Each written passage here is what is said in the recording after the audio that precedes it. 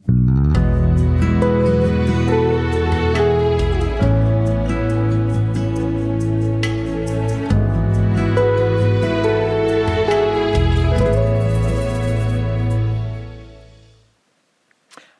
indray no iara-bananao a izay manatrika izao fotoana izao a manasanao a nodrika aleonao fa hivavaka isika ho fanomboana ny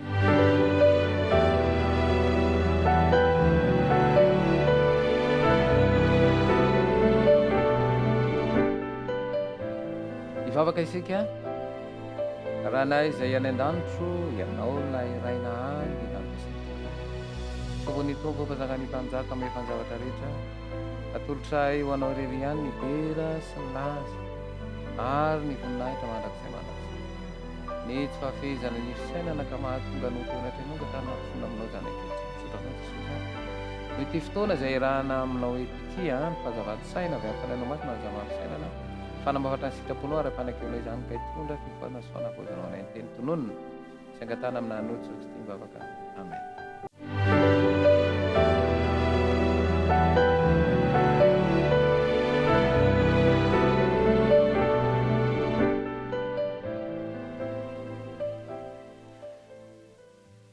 Mbola mandalina mandrakariva isika ny amin'ny famitana atao mpanjaka an'izao famezinana izao atonga ny rehetra tsy tady ary tsy katsaka ilay tena vahaolana tsy misy afa-tsy ny soratra masina irery ihany no maha izany olana izany ary zao no ambara ao amin'ny Jaona toko fahadimy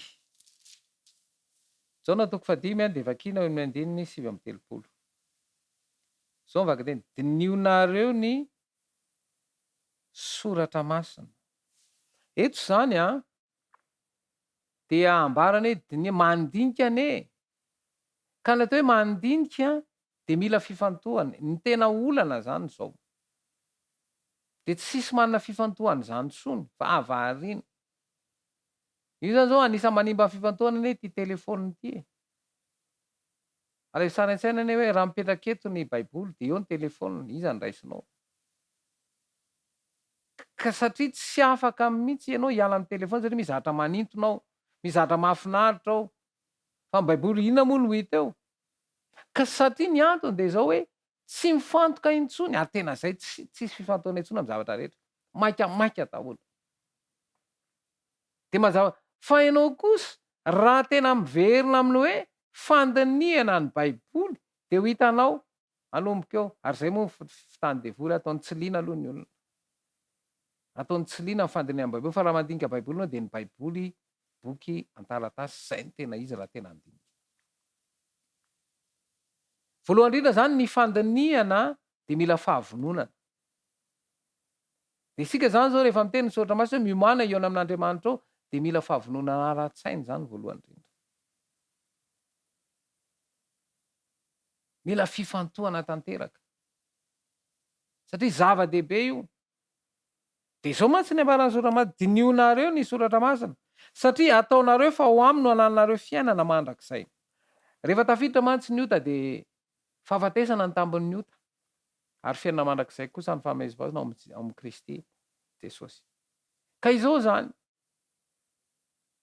raha ny teny Jesosy hoe izao ny lalana sy famarinana ary fiainana dia hanoro-hevitra anao izy zany hanoro lalanao fa izao ity tontolo ity efa mivelatra amin'ny karazana fahalalana reny ke toro-hevitra daholo e manoro-hevitra daholo reny ary efa be loatra ilay izy dia lasa tsy ny ten'Andriamanitra tavela ary efa tavela ny ten'Andriamanitra dia izao tsisy ninina azonao atao tsony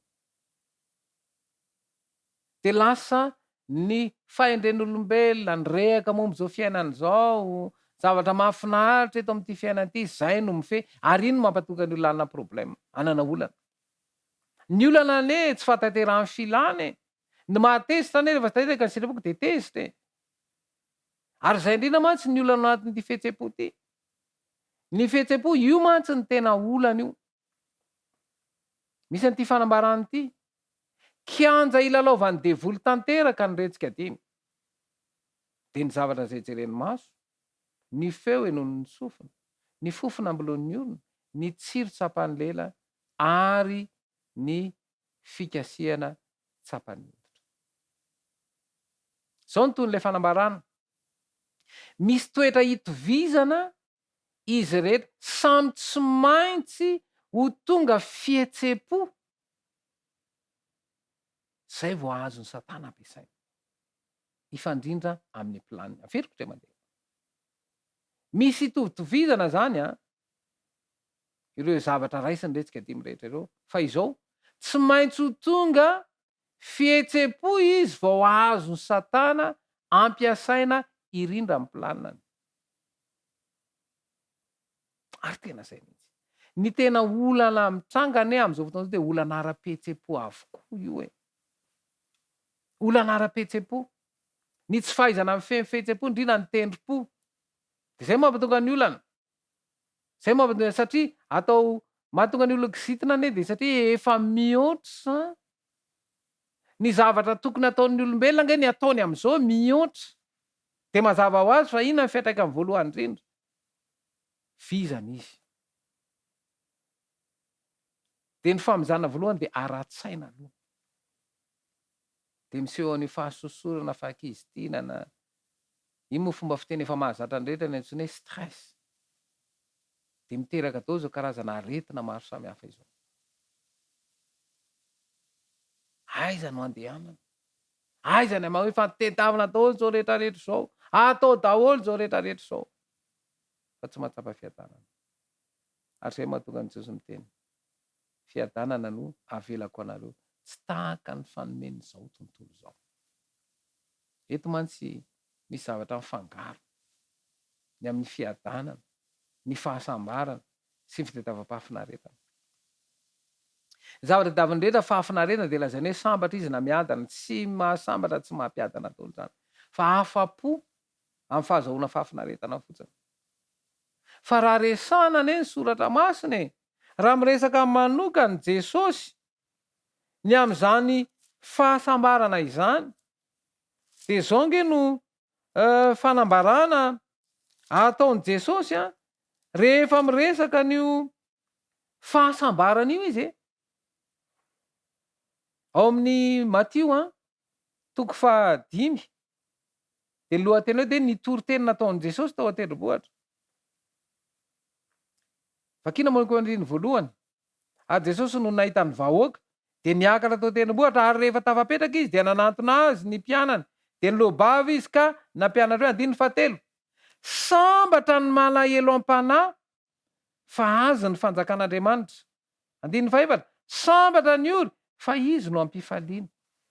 Zany ane ny resaka. Fa ianao misotro de hoe sambatra tam'le. Tsy zany le izy. Misy zavatra fangaro be dehibe ary misy famitana ataony ary zay ny fitaka ataony devoly de famitana mamitaka izy. Tsy tady an'le tena izy. Fa sarotsaron-javatra. Zao nge.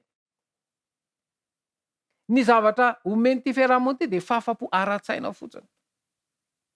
Ianao rehefa mandeha eny an-dalana eny, mahita akondro tsara tarehy, tsara be le akondro, fa tsy mividy ianao. Fa vao mahita glasy, fa tonga de mividy. Na vao mahita composé, na mahita misao tonga de mividy. Ny zavatra ataon'ny mpanjakan'izao amin'izay hoe manajamba an'izay zany de tsy afantatra hoe ity ny momba an'Andriamanitra. Fa ny rehaka momba izao fiainana izao, ny zavatra eto amin'ity tontolo ity, zay no mibaiko. De zao zany lasa ny avy aty ivelany no mibaiko, fa tsy ny ao an-tsaina, tsy ny saina no mibaiko. Ary zay mampitonga hoe nandray fanapahakevitra ianao, fa tsy nahafa-po anao le izy, satria voarebireby, nambakaina. Ary zay no mampatonga de afaka manambaka. Satria ny fomba fiasan'ny ady-dohantsika ity zany de ohatran'izao, mandray hafatra izy. Ary rehefa saintsaina seritreretinao iny hafatra iny de mihamazava ao an-tsaina. Ary rehefa mazava ao an-tsaina de resy lahatra. Rehefa resy lahatra ane vao mandray fanapahakevitra, efa jereo nge ny fomba fampiasain'ny olona am'izao hoe ny azo no alefana mba tsy hahatonga anao hisaina de hampanapa-kevitra anao de mampiasa mikitika fihetse-po fotsiny. Ary zay tena fihetsem-po zay miteraka olana foana zay. Tsy hoe diso ny fanapahan-kevitra. Fa ilay tontolo izay mandrebireby sy mamily ny fisainana tsy hifantoka ary zay no mahatonga hoe tsy mety afaka ao anatin'ity olana ity.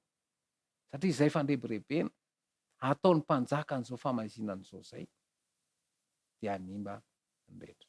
Fa mazava ny teny fa mila miverina hoe inona marina ny tena ambaran'ny soratra masina. De verenantsika amin'izay nge ilay Jaona toko 5 teo hoe 17:30. De izao ny averiko vakiana, dinionareo ny soratra masina satria ataonareo fao aminy nanareo fiainana ary ireny no manambara. Izany hoe ny soratra masina iray manontolo ka manambara ny Kristy avokoa. Ka raha te ahita ny Kristy ianao zany, de amin'ny alalan'ny fandiniana ny soratra masina, ka izao ilay mandinika zany de mila fifantohana. Satria araka nambara teto fa mifandray amintsika ao amin'ny saina Jesosy Kristy. Fa ilay fahazavan-tsaina omeny fanahy masina no andresy lahatra. Ary eo indrindra no mila azo takatra ary mila fantatra. Ka izao ilay mpanjaka an'izao famahizinana izao de mbola miezaka mamitaka. Ary zay famitahana ataony izay de tonga anao tsy hafantatra anao vinanaoviana ny sitrapo. Aza mijanona eo amin'ny famitahana eo. Aza mijanona eo amin'ny rendrarendra, aza mijanona eo amin'ny fitediavam-pahafinaretana eo. Fa fitaka io. Fa mitediava ilay tena fiainana de Jesosy Kristy anomenao ny fiainana io. Zao mantsy ho an'izay tsy manana hery rehetra de izao no ambaran'i Jesosy aminao. Ao amin'ny Jaona toko 1. Jaona toko 1 de vakiana eo amin'ny 9:20. Filazantsara ny Jaona io zany. 9:20.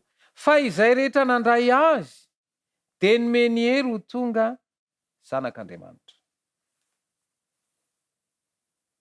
Ao zany misy hery ao amin'ny Kristy, fa raha eto amin'ity fiarahamonina ity tsy ahitanao ny hery fa fahaketrana foana.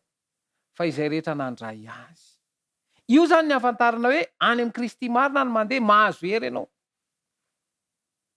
Fa raha mbola tsy mahazo hery zany de mila mitarina tsara amin'ity fivavahana ity. Fa raha Kristy ianao de manana hery mandrakariva ianao. Ary io ny ahafantaranao azy. Anome an'izany hery an'izany tokoa ianao raha mitady azy ianao. Raha mitady ny fifandraisana amin'ny Jesosy ianao de anome an'izany hery izany ka omeny anao tokoa zany. Ary miantso anao Jesosy mba handray an'izay hery izay. Ny Tompo hanampy anao ary hitarika anao mba hatsapanao an'izay fiadanan'izay.